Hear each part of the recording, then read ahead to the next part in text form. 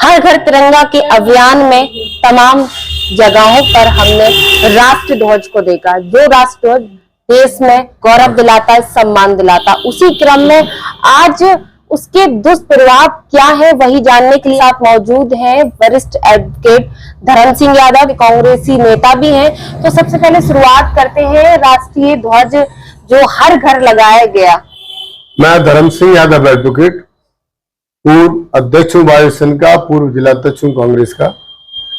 हमारे एक कानून बना था देश के अंदर। वो कानून था कि राष्ट्रीय गौरव अपमान निवारण अधिनियम 1971। उसमें व्यवस्था दी गई थी कि अगर कोई राष्ट्रीय ध्वज का अपमान करेगा तो उसमें सजा होगी। और सजा के इसी तरह से एक राष्ट्रीय ध्वज का अपमान किया था। पूर्व डिप्टी सीएम, तत्कालीन मध्य प्रदेश की सीएम थी उमा भारती जी, वो इस तिरंगे के अपमान के चक्कर में एक दिन को जेल भी गई थी, मुख्यमंत्री पद छोड़ना पड़ा था। आज तक वो मुख्यमंत्री भी नहीं हो पाई। अभी और आपको याद दिला दें कि 5 साल पहले जब पार्लियामेंट चुनाव ड्यू था तो 26 जनवरी 2018 को हर घर तिरंगा यात्रा निकाली गई थी। और तिरंगा यात्रा के दौरान कासगंज में एक चंदन गुप्ता की मौत भी हुई थी। आज चंदन गुप्ता के परिवार को कोई देखने वाला नहीं है और बलगला के हमारे युवाओं को बेरोजगारी से हटा करके इन्हीं गलतियों में डालते हैं जिनमें किसी नेता के बच्चे शामिल नहीं होते। अभी 14 अगस्त से हर घर तिरंगा के नाम पर अमेंडमेंट किया कानून में और ये कर दिया कि कहीं भी लगेगा। लेकिन सवाल ये है कि राष्ट्रीय गौरव का प्रतीक हमारा राष्ट्रीय ध्वज, राष्ट्रपति, उपराष्ट्रपति, प्रधानमंत्री, उनके मंत्री, मुख्यमंत्री, उनके मंत्री के अलावा किसी के वाहन पर नहीं लगेगा। और वाहन पे भी, इनके वाहन पे भी बीच के बोनेट के बीच के हिस्से पर थोड़ी झंडी लगेगी तिरंगी, न कि इस तरह से साइड में इधर और पीछे आगे जो झंडा लगा के चल रहे हैं, ये हमारे राष्ट्रीय ध्वज का अपमान कर रहे हैं। और सबसे ज्यादा मुझे कष्ट इस बात का है कि इसमें जितने भी जनप्रतिनिधि हैं उनके मैंने फोटो भी आपको दिए हैं, मेरे पास अभी भी दूंगा आपको। और यहाँ का जो राष्ट्रीय पार्टी का कार्यालय है भारतीय जनता पार्टी का, उसका भी मैं आपको फोटो दूंगा, उसका भी वीडियो मेरे पास है। उसमें कानून यह है कि तिरंगा सबसे ऊंचा होगा, किसी भी दल का झंडा उससे नीचे होगा, उसकी बराबरी पे भी नहीं होगा। लेकिन भारतीय जनता पार्टी के जिला कार्यालय पर झंडा बहुत ऊंचा है भाजपा का और तिरंगा नीचे झंडियां सी उधर उधर लगा रखी है।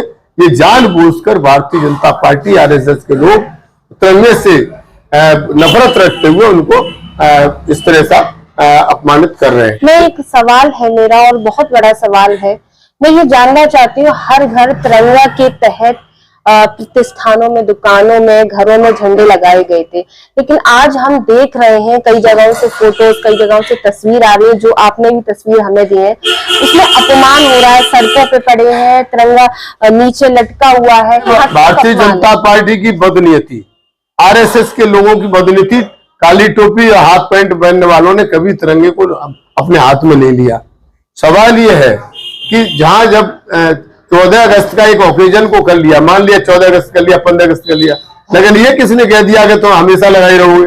अब वो झंडे का स्वरूप यह है कि साइकिल पे भी लगा हुआ है, रिक्शे पे भी लगा हुआ है, आपकी ट्रैक्टरी पे लगा हुआ है, इवन देन नगर निगम की जो कूड़ा ढोने वाली गाड़ियों पे लगा हुआ है, नगर निगम के अंदर भी लगा हुआ है। मैंने एक फोटो भी 3 डाले हैं, आपको दे रहा हूं मैं, कि उसमें नगर निगम के भीतर 3-3 झंडे लगे हुए। एक जगह झुका हुआ है, मैंने वहां के अधिकारी से कहा था कि आपने झुका हुआ झंडा किसी का शौक है क्या? ये शौक में झुकता है, हमारा झंडा कैसे झुका दिया? तो ये सब बातें हम कह चुके हैं। लेकिन यहाँ सरकार का क्या बताएं कि ये हमारे पास अभी सड़क पे मिला, हमें ये रखा हुआ, इसीलिए मैंने आपको ये जानकारी दी। इस झंडी को हमने सड़क पर से उठाया है। आप देखिए क्या स्थिति हमारे राष्ट्रीय ध्वज की, ये राष्ट्र का गौरव है और इसका इस तरह से हम अपमान कर रहे हैं। इसके लिए मैं भारतीय जनता पार्टी, यहाँ के मुख्यमंत्री और जिला प्रशासन को दोषी मानता हूं। जिन जिला प्रशासन को मैंने अपने लेटर पैड पर भारतीय जनता पार्टी के शासन में जिलाधिकारी को मैंने पत्र दिया और वो जिलाधिकारी महोदय ने अभी तक कोई कार्रवाई नहीं की। यहाँ तक कि जितने भी थाने हैं उनके इर्द गिर्द झंडियां लटके हुए, झंडे लटके हुए, राष्ट्रीय ध्वज का अपमान हो रहा है, जगह जगह कूड़े मिल रहे, नालियों में पड़े हुए। इसके लिए दोषी है जनप्रतिनिधियों का भी फोटो है कि उनकी दीवारों पड़ा था, उसका भी फोटो मैं आपको दूंगा। और उसको फिर बंदर लेकर के नोच के भाग रहा था। तो ये हालत जो की है ये भारतीय जनता पार्टी के लोगों के यहाँ है, झंडियां लगा रखी है उस पर दुकानों पे, इस तरह से नहीं लगा सकते। राष्ट्रीय ध्वज का अपमान है, तो इसलिए राष्ट्रीय गौरव अपमान निवारण अधिनियम 1971 के अंदर कार्रवाई होनी चाहिए। इसमें 3 साल की सजा है। समय समय पर हम आयोजन करते हैं अपने शहीदों को, अपने नेताओं को, इन्होंने संकट में जेलें काटी, उनको हम सबको याद करते हैं, समय समय पर करते रहते हैं। लेकिन पर्व का समय 2 फिक्स है, कानून के आधार संविधान के अंदर दोनों जगह व्यवस्था दी है, उस हिसाब से उस दिन किया जाता है। बाकी हमेशा हम करते हैं, लेकिन तिरंगा का अपमान करने के लिए रोज नहीं करेंगे। तिरंगे का सम्मान सिर्फ 2 दिन है, 15 अगस्त और 26 जनवरी। बाकी के दिनों में हम इस तरह से नहीं कर रखते। और जिस तरह से लोग गाड़ियों पर लगा रहे हैं, ये ओछी मानसिकता के तहत मैं आके जनप्रतिनिधि जानबूझकर कर रहे हैं।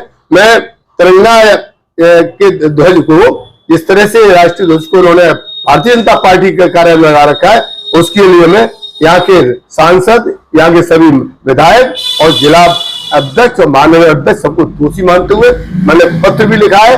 और मैं देख रहा हूँ, इंतजार कर रहा हूँ, नहीं होगा तो मुझे कोर्ट का सहारा भी लेना पड़ेगा। राष्ट्रीय ध्वज का अपमान बर्दाश्त नहीं करेगी कांग्रेस, न करेंगे अधिवक्ता। जब तक सरकार की नीयत ठीक नहीं है, जब तक अधिकारी अपने दायित्व का निर्वाह नहीं करते, अधिकारी IAS IPS अधिकारी बड़े योग्य अधिकारी हमारे, लेकिन बेचारे अंडर प्रेशर काम कर रहे हैं, दबाव में काम कर रहे हैं। मैं तो ये कहना चाहूंगा कि नौकरी किसी ने दी नहीं है, उन्हें अपनी योग्यता पे DM और SP बने, इनको अपने दायित्व का निर्वाह करना चाहिए। नहीं देखना चाहिए आज सरकार इसकी है, कल किसी और की होगी, परसों किसी और की होगी। उस नजरिए से देखते हुए मैं मांग करूंगा माननीय जिलाधिकारी महोदय और कप्तान साहब से, सारे CO वगैरह से, कि वो अपने दायित्व का निर्वाह करें, किसी के गुलाम नहीं है। और उनको नौकरी मिली है, अपनी योग्यता पे मिली है, अपनी योग्यता के अनुसार देश में काम करे, कानून की रक्षा करे, यही हमारा उनसे कहना है। मैं आखिरी सवाल आपसे जानना चाहूंगी, जनता से क्या कहना चाहेंगे, उन लोगों से जो लोग झंडा लगा रहे हैं, हो सकता है उनको झंडे का महत्व या देश के मैं बात आपकी सहमत हूँ, बहुत से लोग अज्ञानी हैं। और मैं ये कहना चाहूंगा, उनसे अपील करना चाहूंगा कि तिरंगे का जो राष्ट्रीय गौरव है उसको सिर्फ 15 अगस्त और 26 जनवरी को ही लगाते हैं। और अब जो लगे हुए हैं उन्हें उनसे अपील करना चाहूंगा कि वो उतार के घड़ी करके संभाल के रख दें। अगर फट गया है, कुछ और हो गया है, तो लपेट करके जमीन खोद कर गाड़ दे। उसे ध्यान रखें कि अगर वो नाली में गिर गया, जैसे इस तरह सड़क पे गिर गया, तो ये अपमान होगा और इस अपमान के लिए उनके खिलाफ मुकदमा भी लिखा जा सकता है। इसलिए मैं आगाह करना चाहता हूं। मैं कई जो टेररी वाले और उनको रोक के कहा भी है कि भैया इससे उतार लो, किसी दिन पुलिस वाला तुम्हारा चालान कर देगा। तो मैं उनसे अपील करना चाहता हूँ ध्वज को सम्मान के साथ उतारे और घड़ी करके तय करके रख ले। आपने ज्ञापन भी सौंपा इस पर? मैंने जिलाधिकारी को ज्ञापन दिया। अफसोस की बात है कि जिलाधिकारी महोदय ने अभी संज्ञान नहीं लिया है। अब मैं एक तहरीर देने जा रहा हूँ जिसमें जो दोषी है उनके खिलाफ कार्रवाई करने की मांग करूंगा। जिलाधिकारी से भी कहूंगा कि आपने नहीं लिया, अब बताइए अपमान क्यों करा रहे, झंडे फंडे सड़क पे पड़े, नालियों पड़े। उसके लिए हमारे कमिश्नर आई थी, कमिश्नर भी देखती रही, चारों तरफ इसी झंडों का ये आलम था। DM और SDM और SP वगैरह डेली देखते हैं, थानों की अगरवाल लगा हुआ है। मैं उनसे अब निवेदन करना चाहूंगा कि आप कम से कम हमारे राष्ट्रीय ध्वज का सम्मान करिए, इसका अपमान होने से बचाइए। जी बिल्कुल, बहुत बहुत शुक्रिया। तो ये हमारे साथ वरिष्ठ अधिवक्ता धर्म सिंह यादव थे।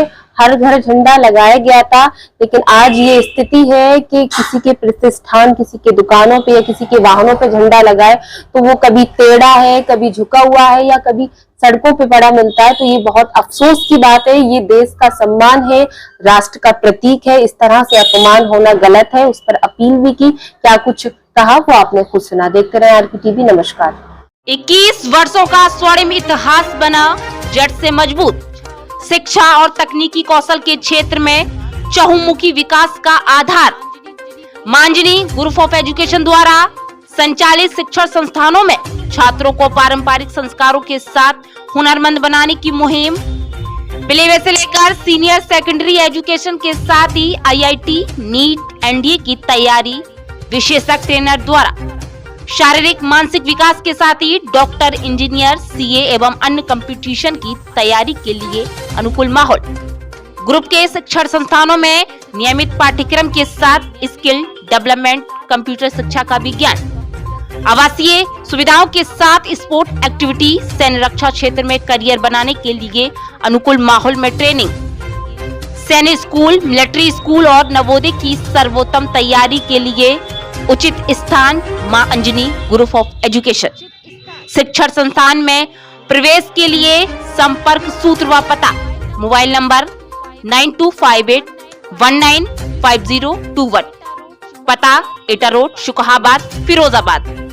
आपके शहर फिरोजाबाद में आम जनमानस को बेहतर स्वास्थ्य सेवाएं देने के उद्देश्य से मेडिसिटी हॉस्पिटल का शुभारंभ हो चुका है, जहां सभी आधुनिक सुविधाओं के साथ सामान्य एवं जटिल रोगों का इलाज साधारण परामर्श शुल्क मात्र 150 रुपए में अनुभवी डॉक्टरों द्वारा किया जाता है। प्रत्येक गुरुवार को मुफ्त परामर्श एवं बीपीएल कार्ड धारकों को प्रतिदिन मुफ्त परामर्श की सुविधा भी उपलब्ध है। 24 घंटे एम्बुलेंस, फार्मेसी एवं आपातकालीन सुविधाओं में आईसीयू, वेंटिलेटर, ईसीजी एवं आधुनिक सुविधाओं से सुसज्जित ऑपरेशन थिएटर है, जिसमें सभी प्रकार की सामान्य सर्जरी एवं दूरबीन विधि द्वारा सर्जरी अनुभवी डॉक्टर द्वारा की जाती है। पता Medicity hospital, Vanshika plaza, Naglabari, NH2 Firozabad, Uttar Pradesh. Helpline number 9720299300।